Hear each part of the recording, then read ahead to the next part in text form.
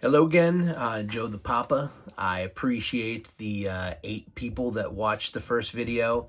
Got a couple subscribers out of it, a couple comments. It was really cool. It's been a really fun last, 4 or 5 days. I've been chomping at the bit to get on here and record something else because I've had a number of different artistic endeavors in my life. I like to write. I play the guitar, play the piano a little bit. Gotta let one of the cats out. Or in. I don't know. What's going on here, cats? Anyway, I appreciate the people that took the time to watch the video, and I'm trying to get a little bit better at it.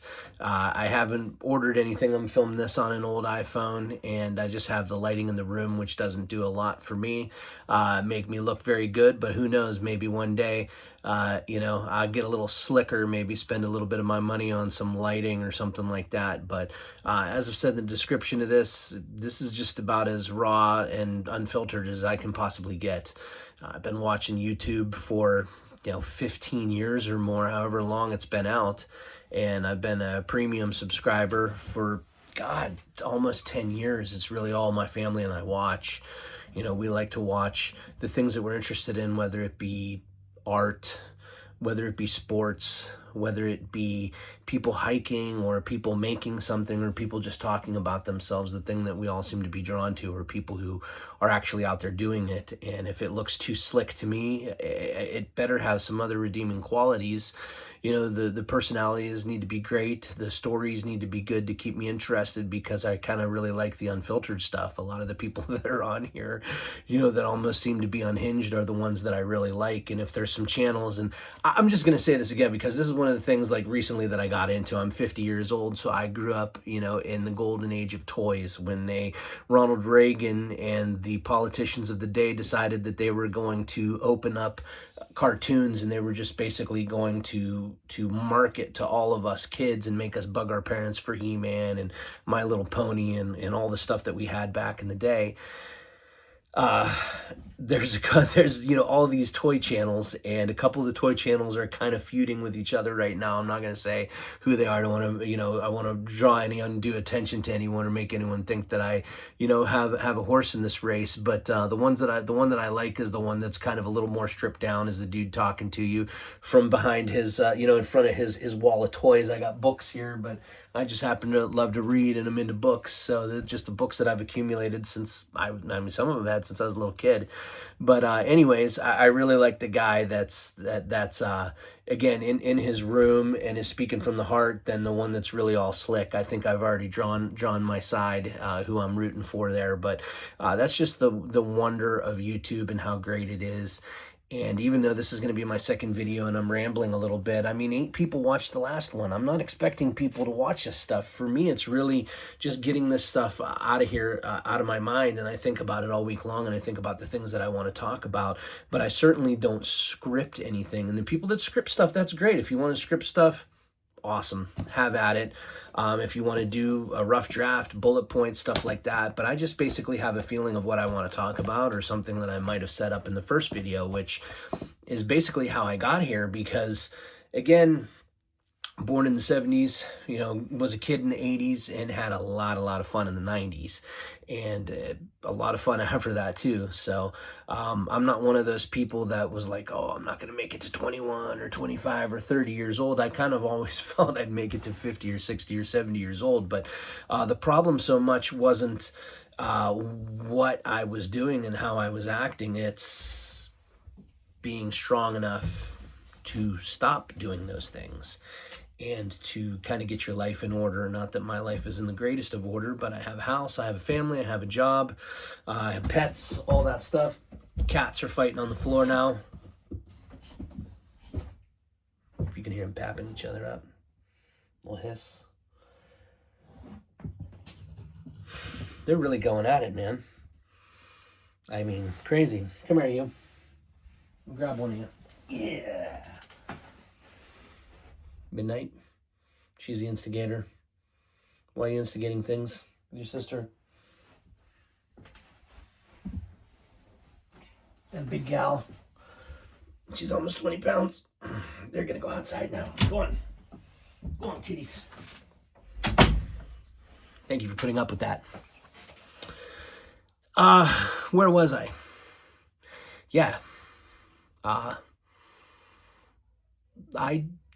really partied hard a lot, and I had a great time, and I was able to go and spend about 20 years away from home. I went to Florida for 10 years. I went out west for 10 years. I met my wife in Yellowstone National Park when we were both working there. It was a lot of fun, and it was all just partying. I mean, the little town I grew up in, Ohio, we were just known for partying, and there'd be people 50, 60, 70 years old partying with kids that were 10 or 12 years old, giving us beers and stuff.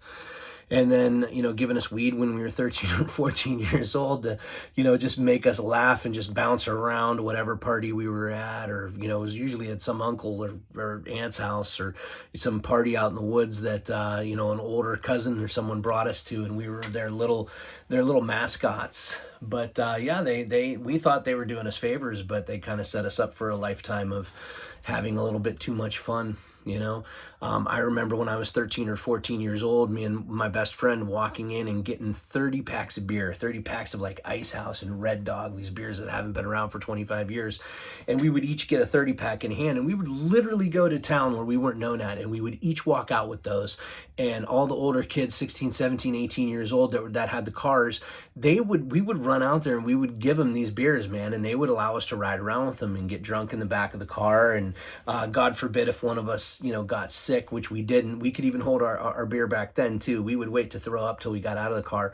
But, and then they started getting us high, and you go to the parties and stuff, and, you start getting, experiencing some other drugs, and then you go through about a 10 or 15 year psychedelic phase, which kind of dovetails right in with, the mid to late 90s, in Ohio and Pennsylvania and Michigan with, going to raves and stuff and just having a good time, that before you knew it, it was, 10 years had passed in the blink of an eye. And, then I moved out on my own and just started drinking, just literally started drinking like it was my job to drink. And I was very, very good at it. I was a very highly functioning drunk. I don't know so much about alcoholism. I had alcoholism in my family. My dad was able to quit drinking, when he was about 35 or 40 years old. He was a Vietnam veteran, may he rest in peace. And a lot of aunts and uncles and people had problems with alcohol, but all of them went to work. All of them, would drink until 3 or 4 o'clock in the morning and get 2 or 3 hours of sleep and go in and work an 8 to 14 hour shift doing whatever, driving a truck, working as a policeman, as a garbage man, as a lunch lady, whatever the jobs that they had growing up. And that's kind of imbued me into a working class sense of drinking and really drinking by myself, because my wife and I have been happily married for 10 years. We have an 8-year-old daughter, but we've lived with each other for about 20 years. And the whole time she would have some wine or she'd have some beers and stuff, but I was the one that was there, and I'd have to push it the whole way. We might go for a walk with the dogs or go to a bar or see someone performing somewhere, a buddy of ours out doing, spoken word poetry or whatever. And, she would be the one who, kept a level head. And then after a year or so, she realized she didn't have to keep a level head because I was so good at drinking. I could drink 8 or 10 beers and literally not seem like I was drunk. I might smell like I was drunk. I might break the seal at that 10th beer and have to go every 20 minutes to go to the bathroom, but you could not tell that I was drunk. And then about that 15th, 20th beer is where I'm starting to get feeling really good. And, and then I would just do something to make myself look foolish. I'd fall down, smack my face off the ground, just something stupid, always something to myself. I was never a mean drunk. I was never the type of person that was doing crazy stuff. I would always kind of seem to hurt myself. And thankfully I had, people around like my wife and friends and stuff that took care of me.